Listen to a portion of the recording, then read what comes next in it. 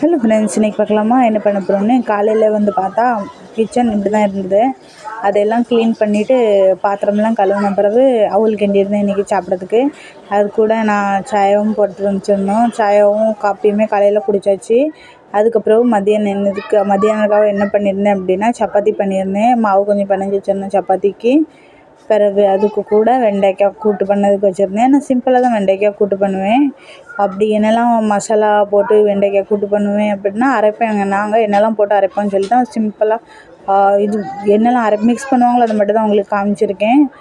வேறு இன்றைக்கி டே ஃபுல்லாகவே ரொம்ப வேலையாக போச்சு. எல்லாத்துக்கும் எப்படி போச்சுன்னு சொல்லி கமெண்ட் பண்ண மறந்துடாதீங்க. மாவு பிணைஞ்சி வச்சுருந்தேன். அது கூட வெங்காயம், ஒரு 2 வெங்காயம், கொஞ்சோண்டு வெள்ளைப்பூடு, 2-3 வத்தல், உரப்பு எவ்வளோ சாப்பிடுவீங்களோ அப்படி வத்தல், வேறு இது கடலை இருக்கலாம், அந்த கடலையை கொஞ்சம் வறுத்து வச்சுருக்கணும். அவ்வளோதான் பண்ணி நான் மசாலா பண்ணுவேன்.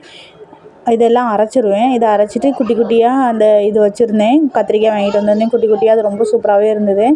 அதை வச்சு பண்ணலான்னு சொல்லி வச்சுருந்தேன். சப்பாத்தி மாவும் பிணைஞ்சி வச்சுருந்தேன். எனக்கு டே ஃபுல்லாக இப்படி தான் போச்சு. வேறு சோறு பொங்கணும், வேலை பார்க்கணும், அப்படியே ஃபுல்லாகவே டைட்டாகவே போகுது. இப்போதைக்கு கொஞ்சம் கூட ரெஸ்ட் எடுக்க டைம் இல்லை. உங்களுக்குலாம் டே எப்படி போகுதுன்னு சொல்லி கமெண்ட் பண்ண மறந்துடாதீங்க. வீடியோ பிடிச்சிருந்தா லைக், ஷேர், சப்ஸ்கிரைப் பண்ண மறந்து. தேங்க்ஸ் ஃபார் வாட்சிங்.